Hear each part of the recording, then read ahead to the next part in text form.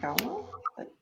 Começou! Oi lá, boa tarde a todos. Estamos aqui em mais uma sexta-feira de distanciamento social, os cientistas engajados aqui, cada um na sua casa, guardando quarentena. Espero que estejam todos bem e com saúde hoje. Hoje é a nossa quarta live, nosso quarto Papo Consciência em ritmo de marcha pela ciência, que aconteceu ontem e antes de ontem, já há vários dias que vem acontecendo atividades de universidades, de grupos de pesquisa, mas a Marcha pela Ciência foi ontem.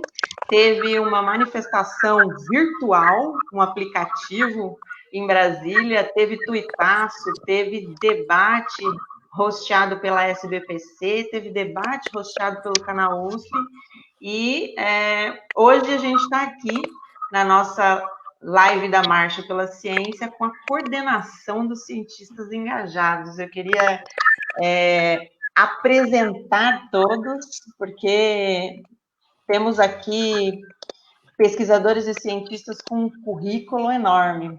Bom, o professor Walter Neves já esteve aqui na semana passada, né? Todo mundo já conhece, mas ele é professor sênior do Instituto de Estudos Avançados da USP, pesquisador brasileiro reconhecido no mundo inteiro, carinhosamente chamado de pai da Luzia, que é o crânio humano mais antigo das Américas. Fundou o Laboratório de Estudos Evolutivos Humanos do Departamento de Genética e Biologia Evolutiva da USP, único no gênero na América Latina. Bioantropólogo, ele é natural de Três Pontas, sul de Minas, da minha querida Minas Gerais. Divulgador de ciência e foi candidato a deputado federal pelos cientistas engajados em 2018. Oi, Walter, tudo bem? Olá. O professor Tércio Ambrise, meu querido Tércio Ambrise, tem doutorado em meteorologia pela Universidade de Reading e é professor titular do Departamento de Ciências Atmosféricas do Instituto de Astronomia, Geofísica e Ciências Atmosféricas da Universidade de São Paulo, onde ele foi diretor, chefe do Departamento de Ciências Atmosféricas. Atualmente é vice-diretor do Instituto de Energia e Ambiente da USP, membro titular da Academia Brasileira de Ciências e foi candidato a vice-reitor da Universidade de São Paulo em 2017. Oi, Tércio. Bom, meu querido professor Adolfo Melfi, tem um currículo enorme. Bom, vou tentar dar uma resumida aqui. É doutor em Geociências pela Universidade de São Paulo, foi professor associado das universidades francesas de Estrasburgo, Poitiers, eu não sei falar esse em francês, Aix-Marseille, Três e Toulon. Aix-Marseille. Aix-Marseille. Certo. Obrigada, professor. Atualmente é professor titular sênior do Instituto de Energia e Ambiente da USP, membro da Academia Brasileira de Ciências, da Academia de Ciências da América Latina, da Academia de Ciências do Estado de São Paulo, da Academia de Agricultura da França e da Academia de Ciências d'Outre-mer, da França também, do Conselho Científico da Indústria e do Ambiente Arbois Méditerranée, na França, e do Conselho Superior de Altos Estudos da Fiesp, aqui de São Paulo. Detentor de vários prêmios acadêmicos, foi pró-reitor de pós-graduação da USP, vice-reitor e reitor da Universidade de São Paulo. Oi, professor Melfi. Olá a todos. Mariana, a tua pronúncia está boa, viu? Meu francês não é muito bom. Professor Michel Mikhailovich Demarrix, é doutor em oceanografia pela Universidade de São Paulo, onde é professor titular do Instituto Oceanográfico, foi diretor e vice-diretor também do Instituto Oceanográfico da USP, membro do corpo editorial do Journal of Coastal Research e do Journal of Integrated Coastal Zone Management. Foi coordenador adjunto do Comitê de Geociências da Coordenação de Aperfeiçoamento de Pessoal de Nível Superior, da CAPES, professor adjunto de diversas instituições de fomento e foi professor adjunto da University of Massachusetts. Tudo bem, Michel? Boa tarde a todos e fiquem em casa, né? Fiquem em casa. O professor Alexandre Ramos ainda não entrou, então eu vou direto para a minha apresentação, que na verdade eu não gosto muito de falar de mim mesma, mas como eu falei de todos vocês, eu acho meio justo, né? Eu sou bacharel em Relações Internacionais, mestre e doutor em Energia pelo Instituto de Energia e Ambiente da USP, professora da Escola Superior de Administração, Marketing e Comunicação, da ESANC, onde eu estou coordenando o curso de Relações Internacionais, membro da Iniciativa pela Promoção de Economia Política, Iniciativa Internacional, Promoção da Economia Política, da Sociedade Brasileira do Progresso da Ciência, da Sociedade Brasileira de Planejamento Energético, do Grupo de Trabalho da Teoria Marxista da Dependência, da Sociedade de Economia Política, CEP, aqui no Brasil. Faço parte de um grupo de estudos sobre a dialética da dependência e grupo de estudos sobre ecologia marxista da Cátedra José Bonifácio, aí do IRI, e sou uma das pesquisadoras FAPESP. Apresento agora, por último, o nosso coordenador geral, Clóvis Monteiro. É um dos autores do livro Assim Caminha a Humanidade, organizado pelo professor Walter Neves, é jornalista, carioca da gema, pesquisador em biologia evolutiva. Ele mergulha nas profundezas dos mares gelados da Islândia, ele escala montanhas na Argentina, viajou do Oiapoque ao Chuí com um Toyota Bandeirante e acabou de voltar da Geórgia, onde estava escavando junto com o professor Walter Neves em um dos sítios arqueológicos mais importantes do mundo. Oi, Clóvis, tudo bem? Oi, boa tarde para todos. Bom, para começar essa live aqui hoje é sobre a participação política dos cientistas. Eu falei agora um pouco sobre a Marcha pela Ciência, que aconteceu ontem, e queria comentar com vocês, e talvez pedir para vocês comentarem, 3 aspectos da política científica brasileira que estão hoje em debate. Né? Primeiro, as mudanças feitas no PIBIC, que é o Programa de Iniciação Científica do MEC, e as bolsas do PNPD, que é o Programa Nacional de Pós-Doc, que estão em suspenso no momento. E existe uma luta em Brasília para recuperar esses recursos. Os 4,2 bilhões de reais que são contingenciados no Fundo Nacional de Desenvolvimento de Ciência e Tecnologia, o FNDCT, representam 90% dos recursos do FNDCT esse ano. E esse ano a gente teve uma luta para poder manter, né, o FNDCT, porque o governo tentou acabar com os fundos setoriais que financiam o FNDCT. E, por último, a portaria 34 da CAPES, do Ministério da Educação, que remanejou muitas bolsas de mestrado e doutorado, afetando principalmente programas com notas 3, 4 e 5. Esses são alguns dos assuntos que estão na pauta dos cientistas hoje, além, é óbvio, da luta contra o coronavírus, contra a Covid-19. Bom, a pergunta que não quer calar para a coordenação dos cientistas engajados é: para que precisamos de parlamentares cientistas? A palavra é de vocês. Olha, eu acho que é fundamental ter cientistas em todos os níveis de representação, inclusive, obviamente, Congresso Nacional, né? Eu bem que tentei, mas não consegui ser eleito.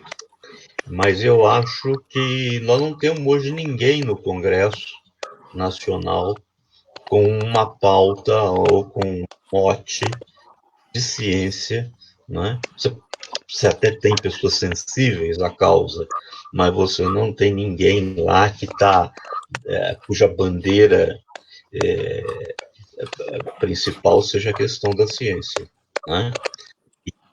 E eu acho que porque nunca se falou tanto de ciência no país, né? Nunca. Né? Talvez a gente aproveite surfar essa onda, né? Onde realmente está aparecendo a ciência brasileira todos os dias na televisão, né? Por causa da Covid-19, e tentar eleger cientistas nos vários níveis de representação nas câmaras de vereadores, na Assembleia Legislativa, no Senado, na Câmara, né? Porque se nós não fizermos isso, ninguém vai fazer isso por nós.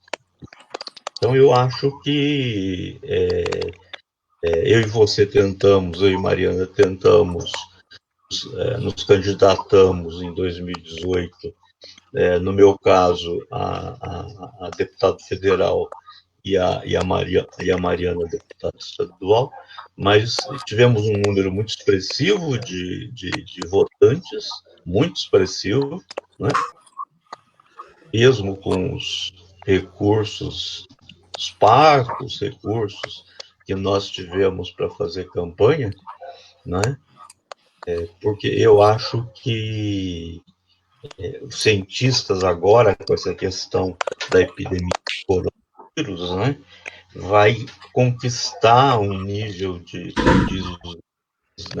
seniority, né, que talvez facilite a nossa eleição para os diversos níveis de representação, né? Então, eu acho que o momento é esse. Nunca se falou tanto de ciência, nunca se falou tanto em ciência no Brasil, e eu acho que nós não podemos perder essa onda. E, professor Melfi, você estava comentando comigo sobre projetos nacionais de ciência e tecnologia e o que você acha sobre o que está acontecendo hoje? A gente tem um projeto de ciência e tecnologia hoje no Brasil? Eu pegando, surfando na onda aí que o Walter falou, eu acho que nós estamos num momento muito interessante, né? Nós sentimos que a ciência, a tecnologia, que nos últimos anos, nas últimas décadas, vinha caminhando muito bem, apesar do problema, sempre o mesmo problema, a falta de recursos, nós tínhamos algo bem organizado, estávamos fazendo. Hoje nós podemos ver que o Brasil tem dado uma contribuição enorme, apesar de muito pouca gente falar, a sociedade não ter muito conhecimento disso, e os políticos também se importarem muito pouco. Mas agora nós chegamos num momento que parece que nós vamos voltar para a década 20, né, do século passado, onde não se fazia ciência aqui no Brasil. Os políticos falavam que a ciência poderia ser útil, né, para engenheiros, médicos, militares, porque faziam uso dela, mas fazer ciência no país seria uma bobagem. Era extremamente dispendiosa e fazia muito retorno, o que era uma coisa totalmente irreal, e nós sentimos que nós estamos agora voltando para esse tempo. Evidentemente que não vamos chegar lá, porque hoje nós temos uma sociedade mais bem informada, não muito, mas em grande parte sim. Mas nós temos um corpo de cientistas, de pesquisadores, que já representam algum número dentro do país. Mas o que é bastante curioso é que nós tivemos agora essa crise, essa pandemia, e nunca se falou em ciências. e tecnologia, né? Foi o que mais se falou, né? A importância, etc., na área da saúde, na área de engenharia, por causa de estarem trabalhando na confecção de equipamentos, respiradores, ventiladores, né? Os tomógrafos e etc., que representam algo extremamente importante. Mas, por outro lado, nós temos ainda uma grande parte da sociedade totalmente desconectada, com uma certa ignorância por não ter informações que chegam até ela e apoiadas por um governo que também é totalmente desorientado, que não mostra um caminho a ser seguido, e a quantidade de fake news em todas as mídias e tal. E com isso, então, nós estamos enfrentando uma situação gravíssima, quer dizer, muito mais grave do que poderia ser pelo fato de nós estarmos completamente desorientados, principalmente a... Agora, existe, e aí eu acho que nós entramos aí, né, esse movimento que busca, de um lado, botar gente no parlamento que poderia falar uma linguagem importante para os cientistas, os tecnólogos e para todos os projetos de inovação, e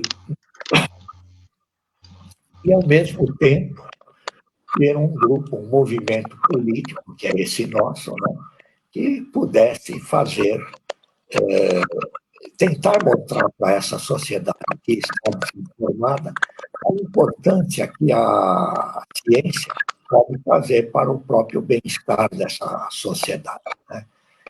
E é interessante, eu não sei quanto tempo poderia falar, ou rapidamente, depois em função, não sei se temos tempo, mas eu acho que nós precisamos levar em consideração que nós estamos hoje numa sociedade do conhecimento.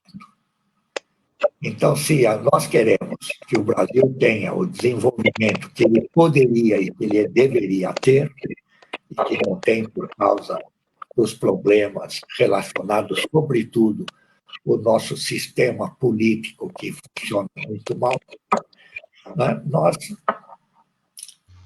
temos que entrar fortemente naquele tripé que leva do subdesenvolvimento ou do em desenvolvimento para países desenvolvimentos, que é o tripé formado pela educação, pela ciência e tecnologia e pelas políticas públicas feitas por o governo e a indústria. Quer dizer, o governo apoiar a indústria no sentido de transformar essa indústria também num polo, num setor de desenvolvimento científico.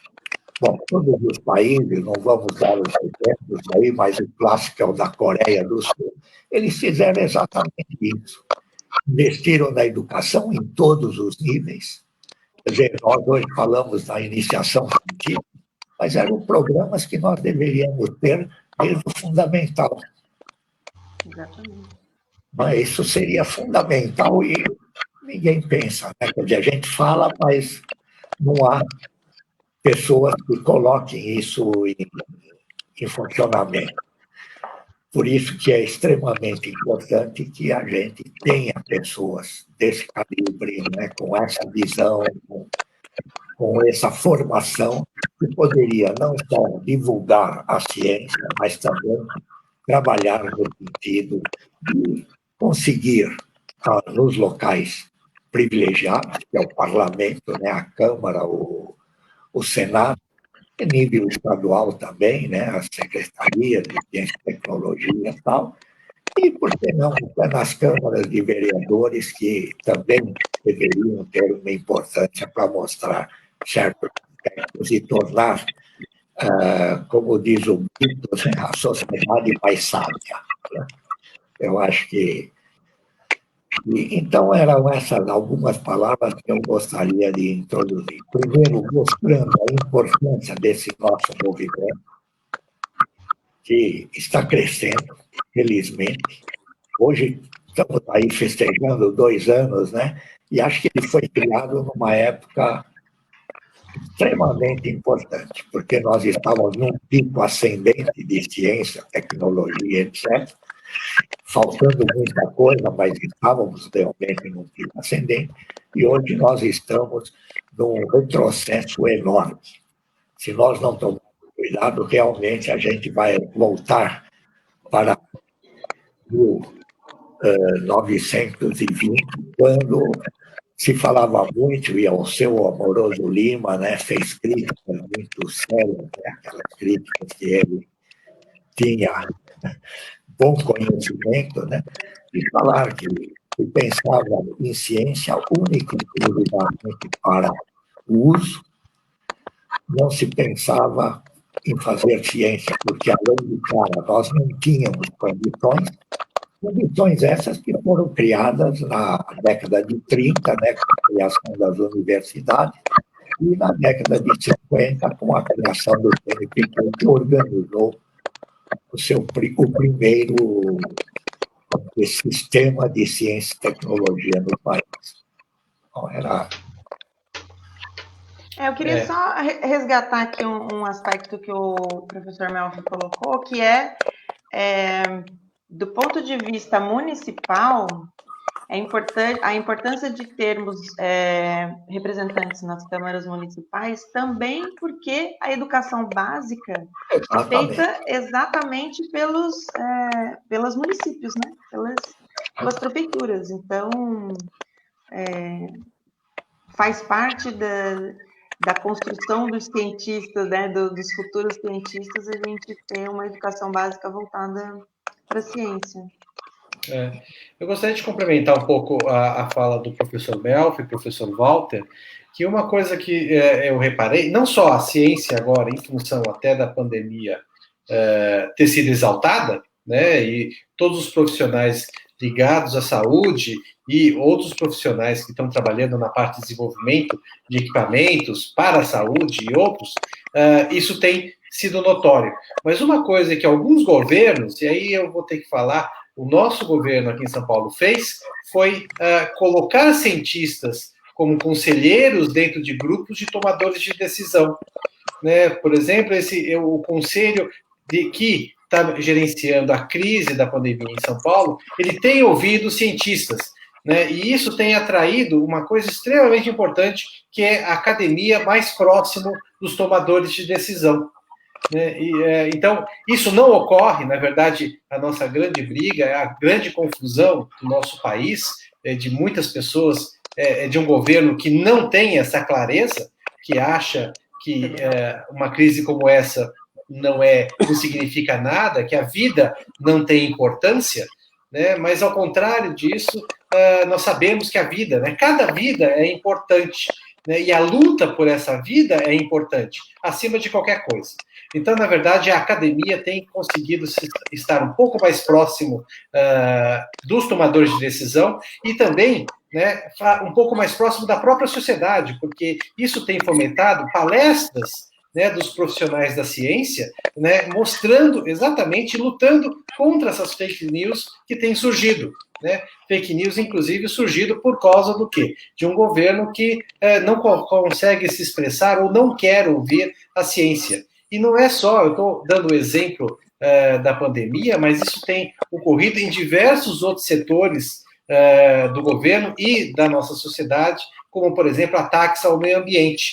Isso tem sido constante ao longo desses últimos 2 anos, em particular, e continua sendo sem que o governo ouça qual que é a importância, né, de se evitar um desmatamento, a importância de se evitar uma queimada. Isso tem um impacto grande, hoje nós sabemos, né, também na saúde, né, porque, afinal, alguns estudos já têm demonstrado que esse vírus, ele não saiu à toa por aí, ele veio da natureza. E veio da natureza por quê? Porque nós estamos simplesmente diminuindo, né, o espaço, né, dos animais naturais, e com isso nós estamos interagindo mais com eles e nos infectando.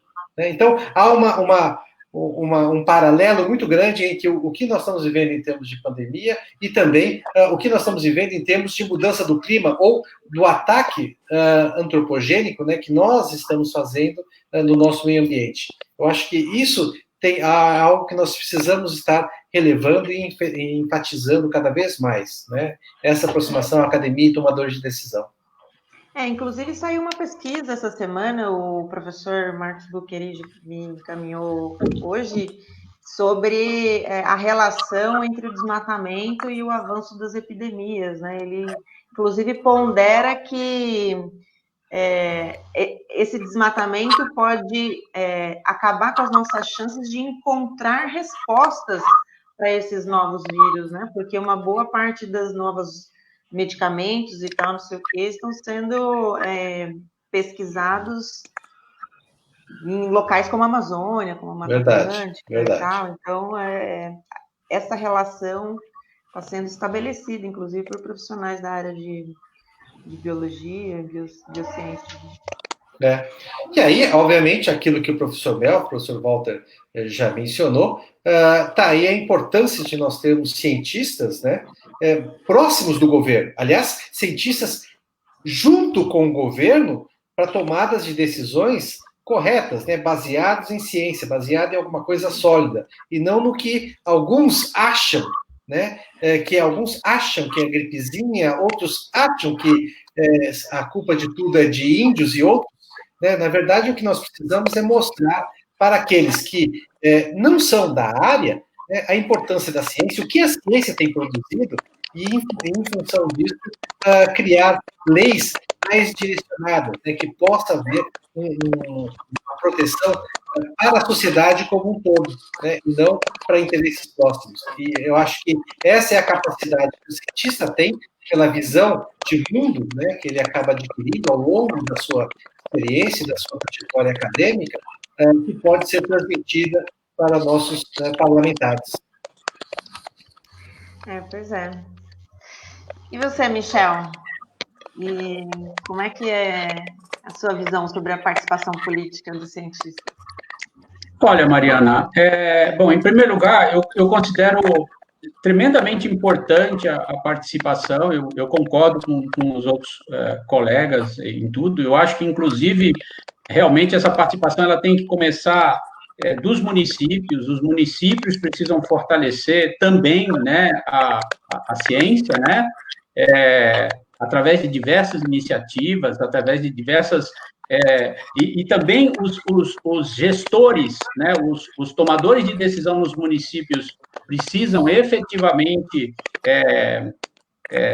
se cercar ou estar juntos, trabalhar com cientistas nas suas mais diversas áreas, né?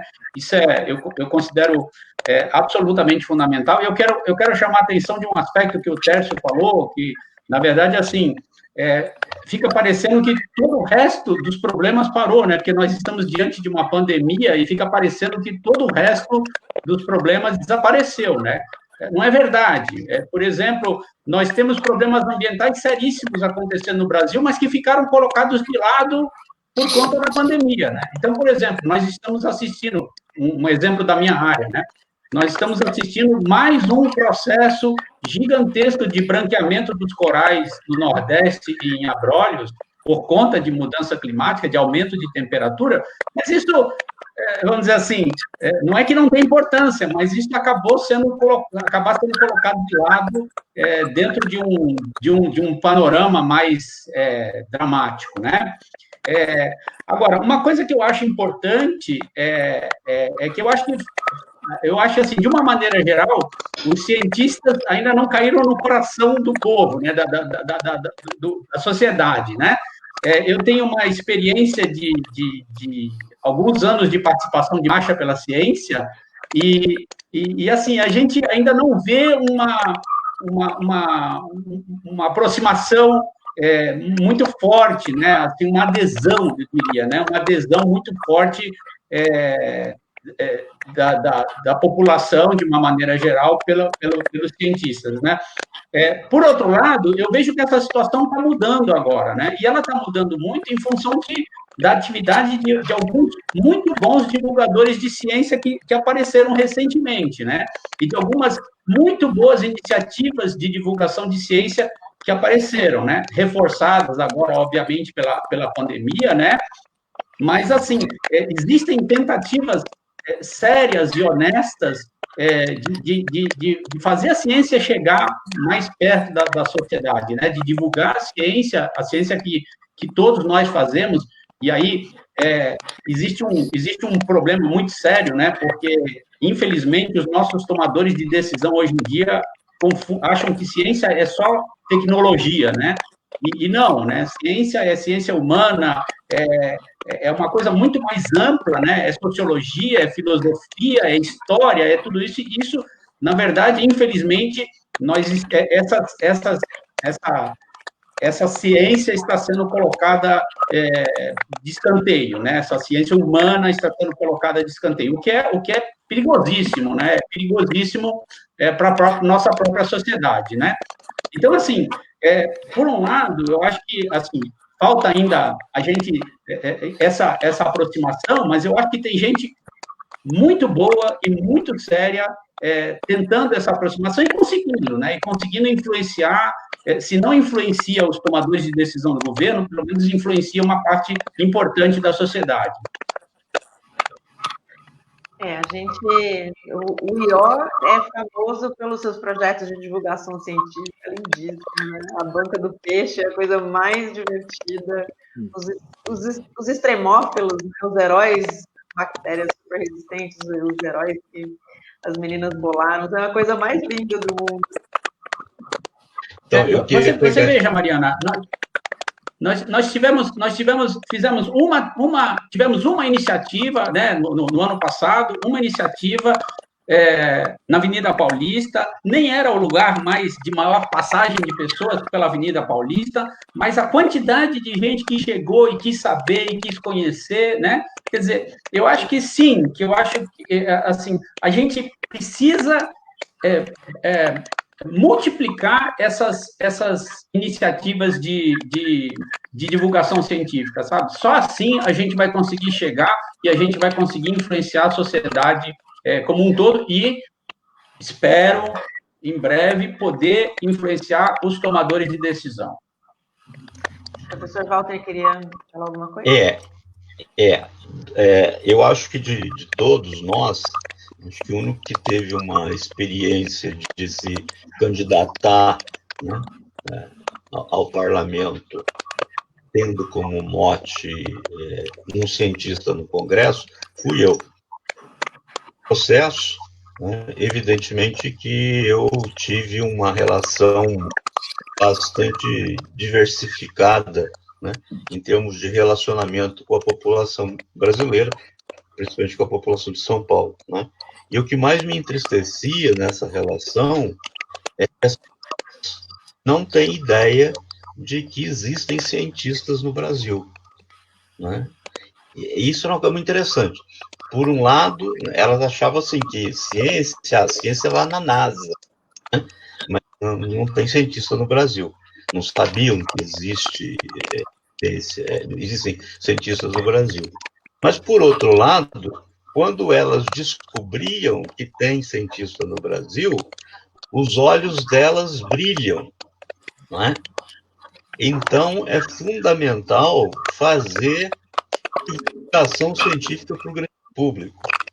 Eu faço isso desde o começo da minha carreira, não é? E apesar do preconceito, e aí temos que fazer um meia-culpa, apesar do preconceito da própria academia com aqueles que gastam parte do seu tempo para fazer divulgação científica para o grande público, né? Então, eu acho que nós temos que agora aproveitar essa deixa do coronavírus, da Covid-19, né? E partirmos daí para frente, né, fazendo divulgação científica para todos os níveis da população, para o pedreiro, para a lavadeira, para a doméstica, para o servente de pedreiro, para todo mundo. Embora eu confesse, mesmo fazendo divulgação científica para o grande público há 40 anos, né, eu mesmo nunca consegui atingir esse público. Então, nós temos que pensar como é que a gente vai atingir esse público, né? Agora, eu tenho uma sugestão, né? Nós estamos aí com um governo, um boçal na presidência da República, né? Cercado de outros boçais, que são negacionistas. Então, negacionistas de ciência. Então, eu diria o seguinte, tudo bem, então, esses 33%, né, de negacionistas, quando forem diagnosticados com a Covid-19, não deveria ir para o hospital, deveria ir lá procurar um curandeiro, deviam procurar uma benzedeira, porque já que eles não acreditam na ciência, né, como é que quando o negócio é aberto, eles vão se valer da ciência, né? Então, assim, as pessoas esquecem que o mesmo método científico gera vacinas e gera tratamentos a uma determinada doença, é o mesmo método científico que a gente usa que já usou, evidentemente, que a gente usa para dizer, não, a Terra é redonda, né? O homem não foi criado, ele é produto de um processo evolutivo, né? Então é interessante, porque as pessoas aceitam o método, convenientemente aceitam o método científico para algumas coisas, mas, por outro lado, elas não querem admitir que as outras coisas que elas criticam também foram geradas pelo método científico. Então, o meu convite é que os negacionistas, agora nessa crise, não busquem os hospitais, né? Mas busquem os curandeiros e as benzedeiras. Concordo. A gente tem um problema sério hoje, que é os médicos tendo que escolher quem é que vai usar o respirador, né? Isso já está acontecendo no Rio de Janeiro e é uma escolha, aquela escolha é impossível de ser feita. Então, a situação hoje está realmente muito complicada para que essas pessoas deixem de acreditar na importância da ciência para resolver esse problema, né? Mas, vou falar uma coisinha, diga. Porque eu acho que a gente montou esse movimento, o movimento de cientistas engajados, no momento... O som está chegando? Está chegando. Vê se melhora. Agora sim, melhor. Sim. Então, nós montamos esse movimento dos cientistas engajados, eu acho que num momento muito certo, muito oportuno. Lembrando a campanha, a memorável campanha do Walter e da Mariana, nosso lema era a ciência contra a barbárie. E nada mais atual do que esse embate. Nesse momento em que está faltando respiradores, que falta ciência, por um lado, nós temos um presidente que vai fazer um churrasco com 30 pessoas para desqualificar o esforço que está se fazendo para se manter a quarentena, que é a forma que a ciência vê como a melhor estratégia para a gente ter o menor número de mortes possíveis. Então, esse embate está muito atual. E se um cientista não tiver no posto de comando, onde se decidem as coisas, a gente perde a oportunidade de estar interferindo nas coisas mais importantes. E esse lugar, fora o executivo, que aí é o parlamento. Então, isso aí é a Câmara Federal, é a Câmara Estadual e são as câmaras de vereadores. Nós temos que criar essa cultura. Os cientistas têm que conquistar isso na sociedade. E eu acho que nós estamos num momento em que, não é em qualquer momento, que o papel social do cientista consegue ficar claro para a sociedade. O Walter está certo quando coloca esse distanciamento que a gente percebe, como isso dificulta o povo de entender a importância da ciência. Então, na hora que a ciência tem problemas de recursos, a gente não tem um povo entendendo e lutando para que dê recursos para a ciência. Mas nós estamos vivendo nesse momento, que é a pandemia, um momento, nesse sentido especial, da relevância do papel social da ciência ficar em evidência. Essa luta contra a barbárie, que eu acho que é uma luta que não está definida, não está ganha, mas a gente está vendo se avolumando soluções no campo da ciência. A gente viu na USP, por exemplo, em tempo recorde, conseguimos sequenciar o DNA do coronavírus, desse Covid-19, em tempo recorde, uma equipe de 2 mulheres, inclusive. Conseguimos, na parte de tecnologia, desenvolver um respirador a baixo custo e que possibilitaria equipar, em pouco tempo, vários hospitais do Brasil inteiro com isso, tudo produção da ciência.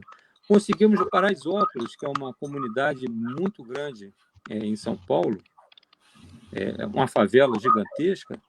Eles estavam fazendo máscaras, passaram a fazer, em sistema de cooperativa, máscaras para poderem se proteger. E o problema da máscara era ficar estéril. Como esterilizar essa máscara para essa máscara não ser a portadora do vírus, de bactérias, de qualquer outro tipo de contaminante. Foi a USP, foi essa fusão com os cientistas, conseguiu, através do bombardeamento que é feito no IPEM, com raios gama, a esterilização da quantidade de milhões de máscaras que estão sendo usadas nas comunidades carentes. Então, essa aproximação está se dando, e eu acho que nós, todos que lidamos com a ciência, é importante perceber, está se dando uma aproximação muito grande. Esse é um momento propício para a gente fazer esse casamento com a sociedade. As lives sobre coronavírus, sobre ciência, têm uma audiência enorme. Quer dizer, nunca tantos ouvidos ficaram abertos durante tanto tempo para a nossa mensagem. E eu acho que nosso papel é exatamente fazer essa mensagem, ocupar esse espaço, mostrar a relevância, mostrar que temos que ter papel de comando. A gente tem que estar nos parlamentos, porque sem isso você não está onde está sendo decidido, para onde vai o recurso. A gente não conseguiria sequenciar o DNA do coronavírus agora se não tivesse investido antes. Não se faz isso de uma hora para outra. Isso não é trocar um pneu de um carro. Isso é um investimento. Ciência é investimento. E esse momento, eu acho um momento riquíssimo para a gente ocupar esse espaço. Então, eu acho que os cientistas têm essa oportunidade histórica que se abriu, não é em qualquer momento, mas a gente abriu essa avenida. E a luta da ciência contra a barbárie conta com a gente para poder ganhar essa guerra. Isso. Então, a minha ideia é pegar esse gancho para mostrar para as pessoas envolvimento científico na área de tecnologia e da medicina é o mesmo método que a gente usa naquelas coisas que as pessoas não gostam de pensar que é ofício da ciência. Então, porque senão a gente pode criar um falso brilhante, no sentido de que as pessoas entendam perfeitamente de que a tecnologia e a medicina, não é? O avanço dessas áreas é objeto da ciência, não é? Mas elas não conseguirem transferir a ideia do método científico para as áreas não aplicadas, entendeu? Então, acho que hoje a grande conquista seria essa, aproveitar esse momento de ebulição, né?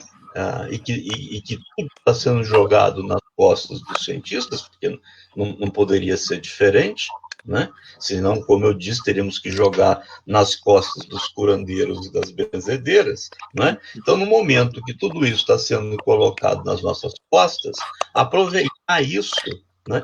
para mostrar que isso não é só em ciência aplicada. O método científico também é usado, né, nas ciências não aplicadas. E relembrar o papel também das ciências humanas nesse processo, né?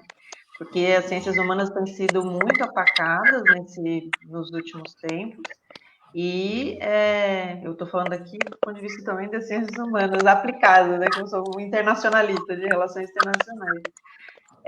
E que tem contribuído muito, inclusive, na luta contra o coronavírus. Os cientistas sociais, sociólogos, assistentes sociais, psicólogos têm se envolvido de uma forma intensa na luta contra o coronavírus, especialmente nas comunidades mais pobres das grandes cidades aqui no mundo inteiro e no Brasil também. Não é só a área de medicina que tem contribuído não são só os cientistas e médicos que têm contribuído para o combate ao vírus, né? Economistas, pesquisadores de várias áreas têm contribuído para o combate ao vírus. Mariana, o Alexandre estava tentando entrar. Ele precisava entrar. de uma autorização. Não sei se ele está na... Então, ele mandou uma mensagem. Não estou vendo ele aqui, não está aparecendo ele aqui nas autorizações. Mas ele mandou uma mensagem, realmente. Você vai ter que fazer uma live só com ele semana Só que vem. com ele, Alexandre. É justo. É justo. Aí ele vai gostar. É justo. Ele tem muita coisa boa para falar também, viu? Tem. Ele é da área de energia nuclear. Exatamente. Ele tem muita coisa boa para falar. Então, na verdade, o que eu queria levantar aqui agora a bola para vocês é o tamanho que esse grupo ficou, né? A gente começou esse movimento há 2 anos atrás com 8 pessoas, depois aumentamos para 12 pessoas, estava lá o professor Nils, a professora Luísa, a Tariana, o próprio Guilherme Bianco, e agora, eu estou olhando aqui a planilha dos cientistas engajados, nós temos 448 inscritos no Brasil inteiro, de todas as áreas de universidades, gente que está fora do Brasil, fazendo mestrado, doutorado fora, que se inscreveu no grupo. Nós temos uma página aqui no Facebook com quase 17 mil inscritos, né? Estamos lá lutando para chegar mais, nós temos a página no Instagram, no Twitter. Quer dizer, a gente cresceu muito e, obviamente, 10 mil votos, 12 mil votos, 22 mil votos que a gente conseguiu na eleição passada. Esse 22.500. 22.500 votos que a gente conseguiu na eleição passada. E, claro, todos os votos foram muitíssimo importantes, cada um, né? Muito importante. E como é que vocês estão vendo o crescimento desse movimento, que a gente nem imaginava que ia chegar assim tão longe? Eu não sei o que eu penso sobre isso. Você disse que somos quantos? 400 e quantos? 448. Eu faço um apelo a esses 448 cientistas engasgados, né? Que façam divulgação científica para o grande público. A população brasileira precisa saber que existem cientistas no país, e não só, inclusive, cientistas da área médica ou na área tecnológica. Isso a gente só vai conseguir através de 2 coisas. Através de um letramento científico de qualidade na escola básica e através da divulgação científica que nós, cientistas, e que os divulgadores de ciência fizerem para a população. Então, cientistas engajados, engajem-se na difusão da ciência para o grande público. Nas campanhas, né? Campanhas, vamos ter candidato esse ano? Foi? E nas campanhas, né? Vamos ter candidatos esse ano? Exato, e nas campanhas, porque vamos ter candidato aí em algumas cidades, né?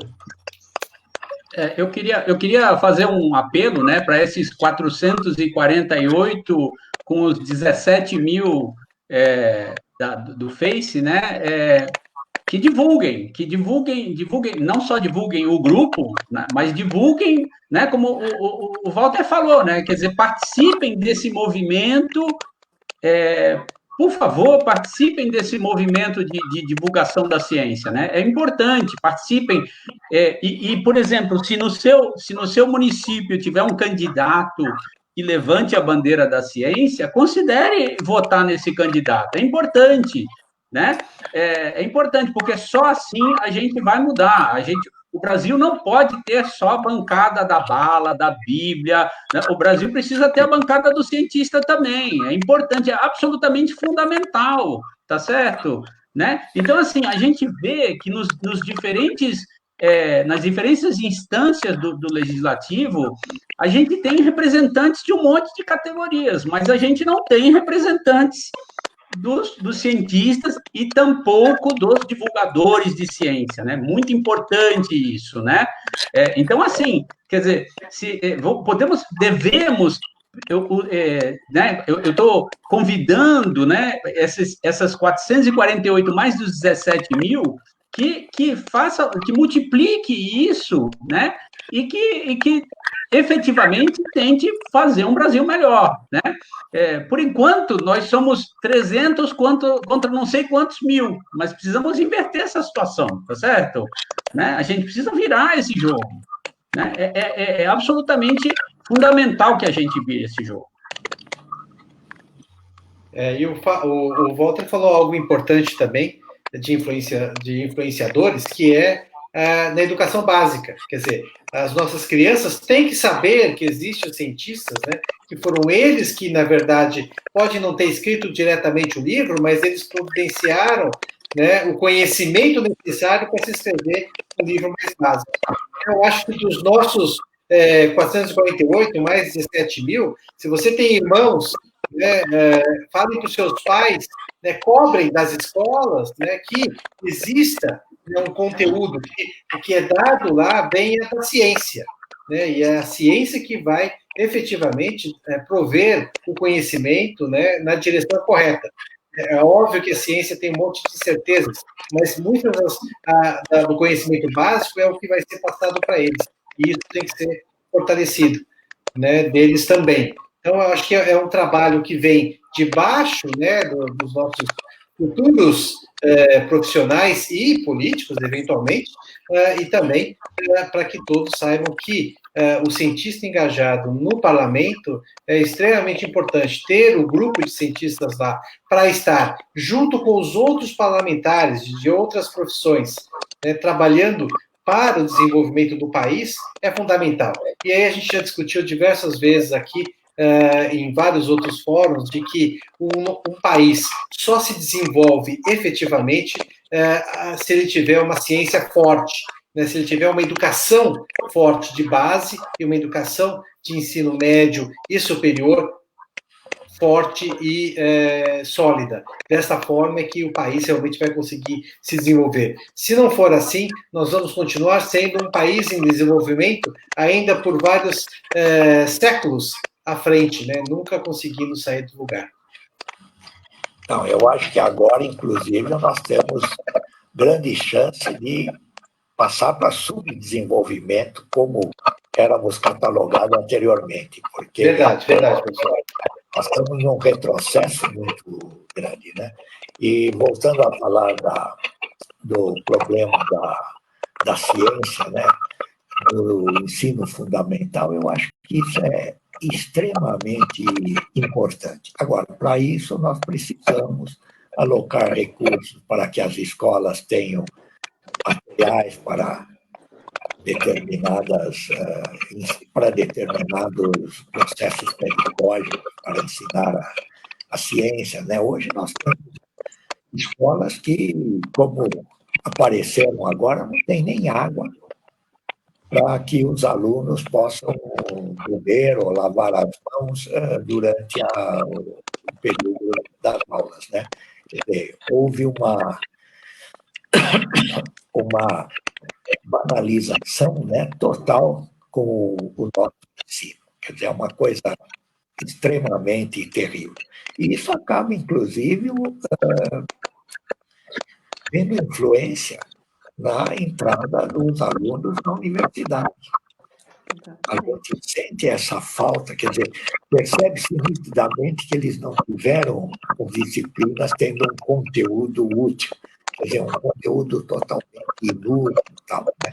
Agora, ainda, se a gente fizer com a militarização e a evangelização, tal, aí vai piorar muito. Então, eu acho que realmente é a hora de tomar uma posição e atuarmos. E essa atuação só tem esses dois caminhos. Quer dizer, um deles é ocupar espaço dentro do parlamento, de onde saem as leis orçamentárias e etc., e, do outro lado, trabalhar com a sociedade.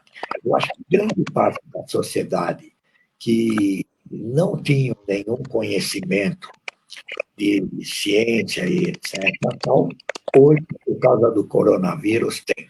Quer dizer, perceber uma mudança de comportamento de pessoas humildes que moram em locais, eu não digo nem em favelas, porque eles são bem organizados, né? Que moram em locais totalmente desprotegidos de qualquer bem-estar que o governo estivesse dando, já começam a pensar na importância da ciência de uma maneira nem sempre bem entendida, mas que é uma coisa importante. Pois é. Bom, estamos caminhando aqui para o finalzinho da nossa live. Eu queria saber se vocês têm algum recado. Vocês já deram vários recados aí para todo mundo, mas assim, se vocês têm algum comentário final para falar para o pessoal que está aqui assistindo e para quem vai assistir depois, porque essa live também, olha, só para lembrar aqui, esse vídeo, depois é feito o upload desse vídeo lá no YouTube dos Cientistas Engajados. Aqui é ao vivo, mas depois lá no YouTube é feito o upload do vídeo, quem quiser assistir depois. E aí? Recados finais. Muito bom. Vamos pedir para os 400 que agem que eles passam a agir como o coronavírus, né? Para enfrentar todo mundo com essa ideia da ciência e precisamos trabalhar nesse sentido. Brincadeira, mas é por aí. Vamos Falem a ideia. Vamos matar o negacionismo. Né? Isso.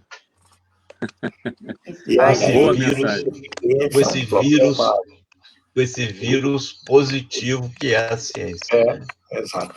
Não, e é curioso, né? A gente acaba voltando. Nós estamos numa pré-revolução, como teve aquela contra a vacina da varíola. Quer dizer, daqui a pouco nossos dirigentes tal começam a falar desse negócio. Bom, já estão falando, né? Mas a vacina é bobagem, tem outras coisas tal que funcionam exatamente da mesma maneira. Então, isso é uma coisa extremamente importante, que a gente conheça um pouco a história para ver que não podemos retroceder se não voltamos àquilo que já fomos. Bom, então, políticas públicas cientificamente embasadas, letramento científico nas escolas, espalhamento da palavra da ciência, como se fosse o coronavírus, falar, conversar com as pessoas sobre a importância da ciência e colocar cientistas no parlamento. Eu acho que esses são recados. Será que eu resumi bem ou resumi errado?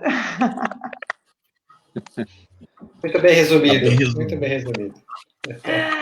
Queria agradecer todo mundo que está assistindo aqui online. Queria agradecer todo mundo que comentou aqui, o Tércio, a Patrícia, o Carlos. Olha, Já tem gente aqui querendo saber como entrar nos cientistas engajados, viu? O Carlos Rosante, que é professor de Ciências e Biologia aqui no estado de São Paulo. A Ana Luísa, o Bruno Ipaves, que também participou aqui, é divulgador de ciências, divulgador científico, né? Doutorando, divulgador científico, a Viviane, que é uma cientista, a Viviane é uma cientista engajada lá do Rio Grande do Sul, que está aqui assistindo a nossa live e fazendo comentários.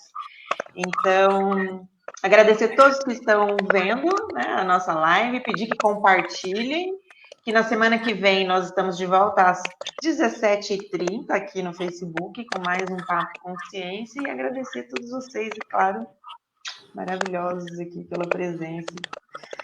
Muito obrigada, gente.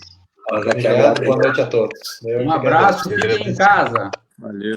Tchau. Feliz Dia das Mães para todas as mães. Feliz Dia das Mães, é verdade. Feliz Dia das Mães. Que as mães têm um dia maravilhoso. Isoladas, infelizmente, mas que saibam que os seus filhos os amam. Sempre. Eu tô aqui com os meus filhos, né? Tô aqui com os meus muito bom. Ok. Tchau, pessoal. Bom fim de semana para todos. Igualmente. Um grande abraço. Tchau, tchau. Grande abraço.